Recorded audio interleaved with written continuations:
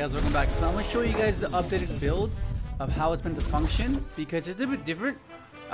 These games are going to be like mixed matched, like first game 1s, game 2s, but essentially just showing you what the deck is capable of, right? How it's meant to be interacting, and the nature of its weak points and its strengths. Like it can be pretty intriguing in the way it plays out, right? It seems quite apparent of how things might play out, but then it's like depending on how your opponent responds makes all the difference. Like we might know in hindsight of what is the optimal play, but given the current caliber of each player is different, right? Like they might not anticipate a particular scenario, so they'll react and respond when someone shouldn't, you know, and or they might be able to read and do the appropriate read and hold their interaction when they can get the most value out of them, right? So like having this as a 1-up against Eldlich is amazing, because this hits the Lord. Like you just hit the Lord. That's it. You hit the Lord. Chain that. Like it's so cool. It can be a little bit tricky because this is a really grindy game. So like, I mean matchup. I mean like, cause their traps are recurring, so you're constantly under the pressure of, oh my god, he's gonna get the Huaquero, right? To banish, because the minute you negate with the moment you negate with Stardust, it's very susceptible to this card right here, and that's quite annoying. And that's something you do not want to be doing. Like you do not want to be losing to this card. So you have to really mainly negate the Lord summon. Like you don't really care about getting these on the field. Like you don't really care. What you care about is make sure they don't have this and Lord on the field at the same time, which is what my aim of the plan is right here. And then little by little, just gradually just get Omni negates on board to Stardust Dragon, and just yeah. And luckily he didn't get a chance to summon his Verte, because like that can be kind of problematic. Because I mean, do have it now. I can out it with Cyber's Quantum, but to forcefully get a negate out of the goons is gonna be quite problematic. I'm just negating just negating. That's it. I don't care about anything else. Just negate the summon of the Lord, and I should be okay. And once I get to this point, I'm like, oh, I'm looking pretty good. And I have Judgment. I have 2 Omni negates. Like, it should be fine. Like, it should be amazing. I'm thinking of a main in this card because it's just so good as a 1-up. Like, it's just for this particular deck, you run out of steam with beaters. You'll see what hang on. Because there's times where I run out of beaters, and that's what Pank is meant to be doing. It's really cool.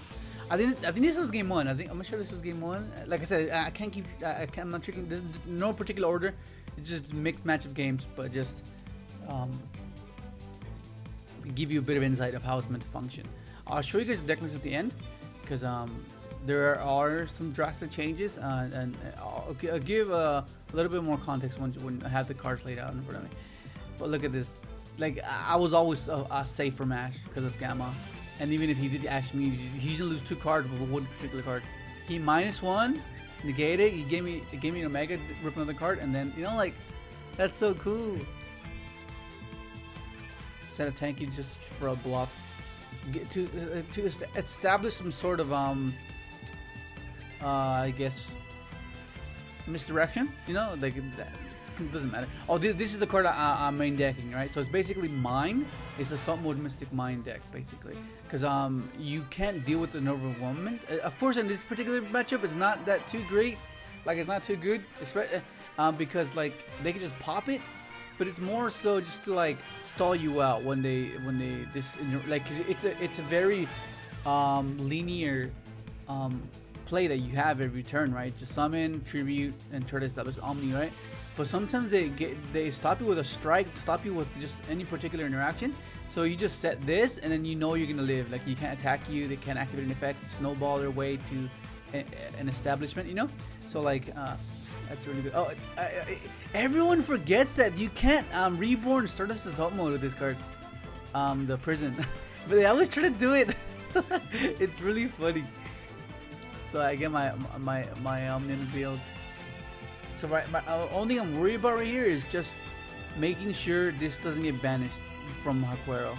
That's for this particular matchup. That's what it comes down to. stall this guy out and keep this guy off the field as much as much as you can, and then you'll be fine. You'll all grind them because they'll have to use these guys when they don't have the Lord on the field. So they can't get value out of them. So that's what you really want. Like I said, just turn after turn. It seems like sometimes I see these too often though. I see these way too often. Torrential. Yeah, this is what I mean. This is the worst case scenario. He rips and he hits my Stardust Assault. But it doesn't matter because you get another one anyways. So it's like, okay. And you hate this drawing this, which is why I've been contemplating on playing the Assault Mode 0. But nah, I don't think it's worth it. I'm not sure if, I don't think it's worth it. Huh.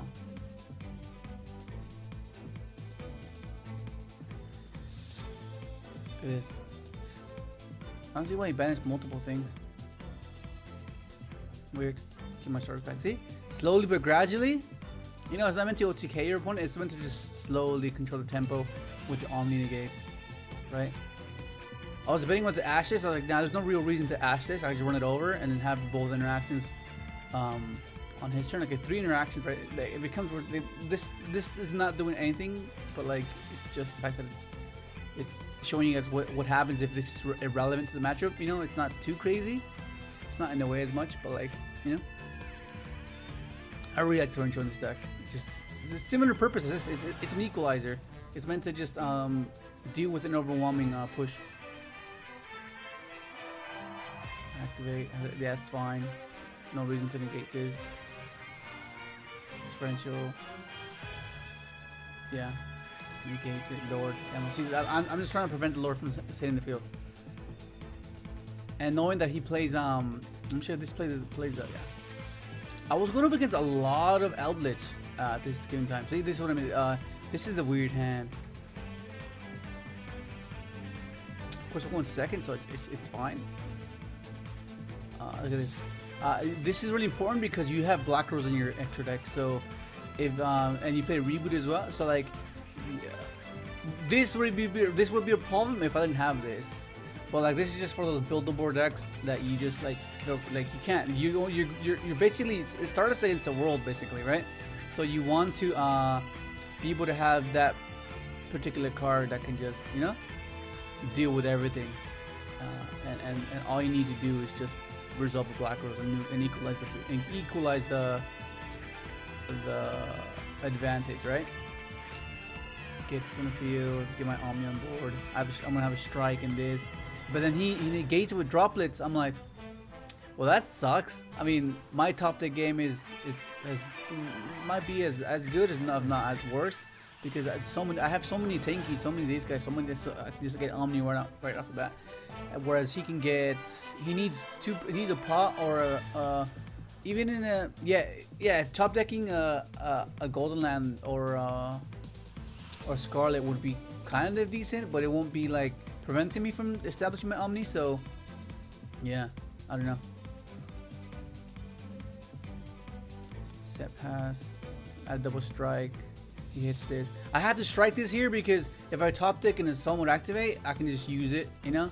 But I top deck this anyway, so it doesn't matter. Get my Omni on board, and I'm like, okay, I got my Stardust Assault. It's so cool. Like, it's just so cool. Like, you have to be really good with these type of interactive decks because you have to understand the meta. You have to know the meta, so you know how to anticipate. Otherwise, you're gonna be stopping things you're not meant to be stopping, and then you're gonna be wondering why the deck is doing so well, you know. And that's something that I see happen a lot, like a lot. The people question why they're not doing so hot, and then I see that they're interacting at the wrong times. That's why, you know, like then it becomes apparent, you know. I was like, oh, okay. Look at this hand. I like this hand. This hand's cool. Starts with gold. Oh, Eldland, Curse Eldland. Called it Goldland, Eldland. He sets his always back row. And like I said, it can be kind of problematic. So you need those blow up cards like Duster, evenly matched. You know, you need this card's I love this card in this deck because it stops so many things. Bell is so good against this matchup too because he's playing the Ice Prison, and it stops Huaquero as well from banishing your Stardust so much. So right here I'm just gonna go for Black Rose. I'm like, let's just go for Black Rose. Because it's just one card got rid of everything. You know, of course he can recur most of his stuff.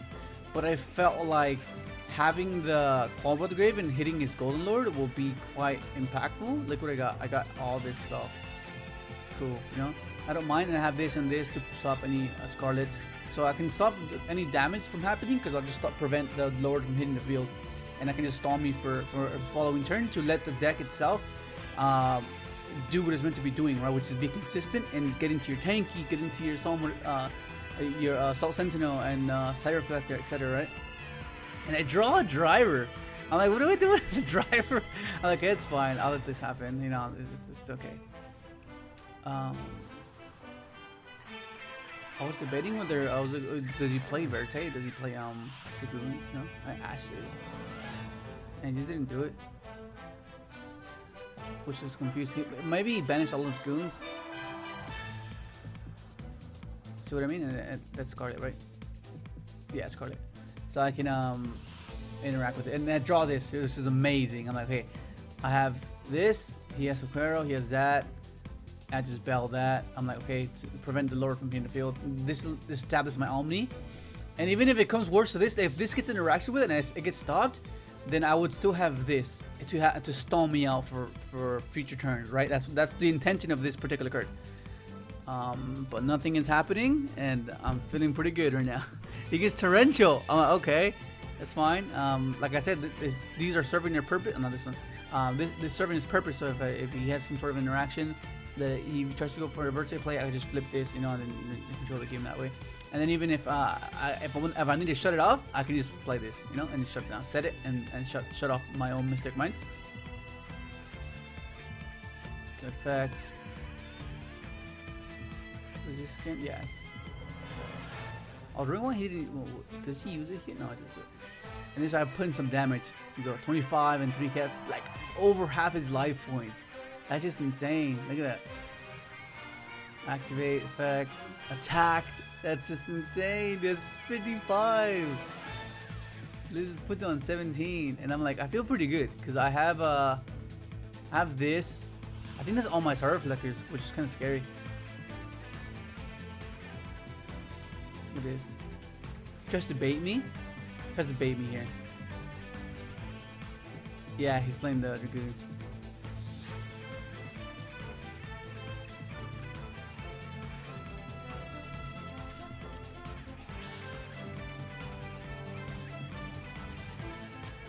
What is this? Yeah, this is the... Yeah. It's very, very interesting here. Very, very interesting.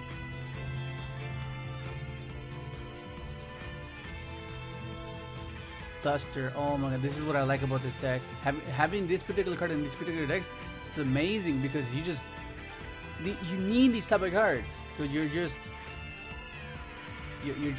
sequencing, your sequences are very minimal, very linear, you know, so the high ceiling isn't too high because I'm not playing these the Hulk combo in this build. I'm just playing the standard, get an Omni negate, set back row, interact, slow down your opponent. You know, it's very simplistic. It's very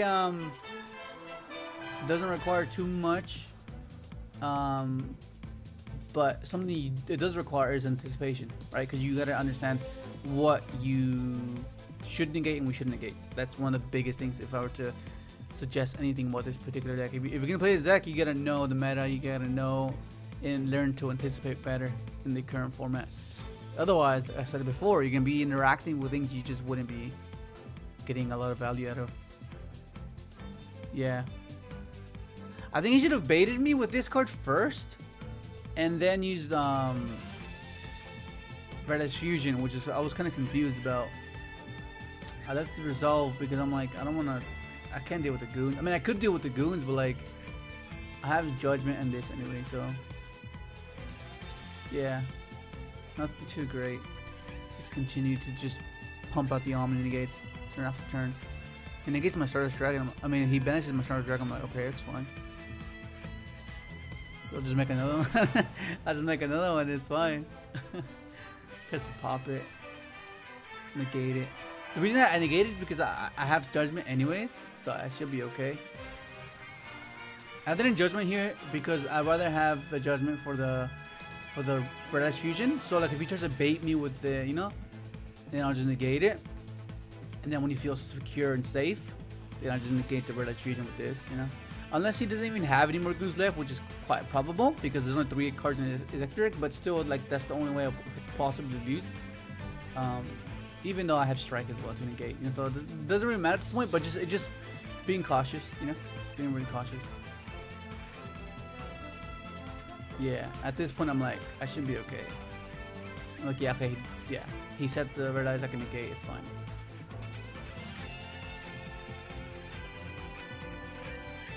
Everything's going according to plan. Everything's hopefully you get a sense of a feel of what I mean, what the deck style is meant to be, right?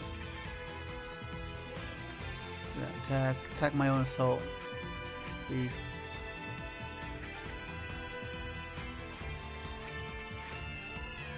Just negate that. Negate that.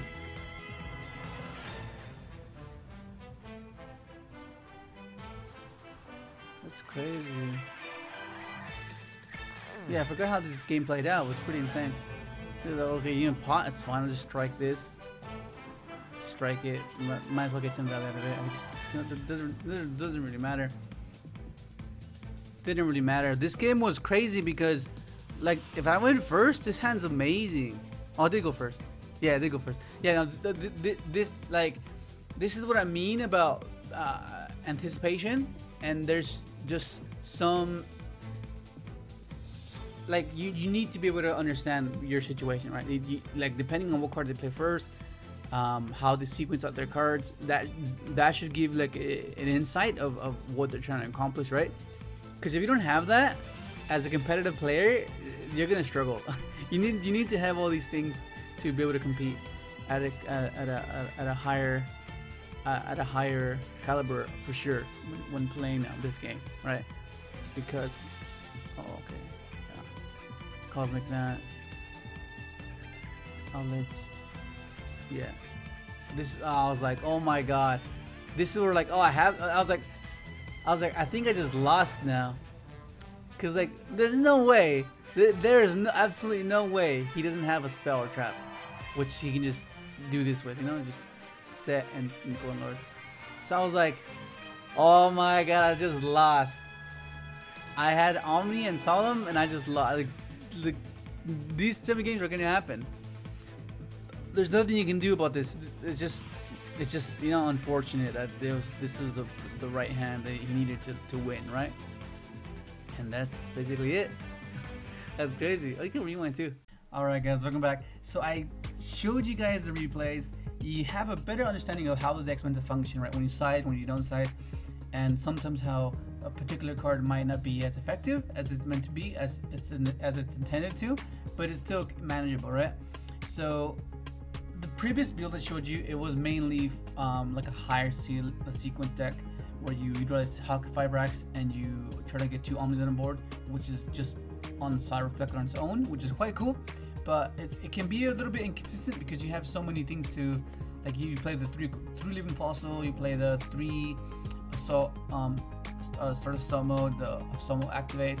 So like you would much rather have interaction to slow down the tempo and then have your consistency pieces, which would be the amount of copies of this, amount of copies of this to get you there after you've interacted, right?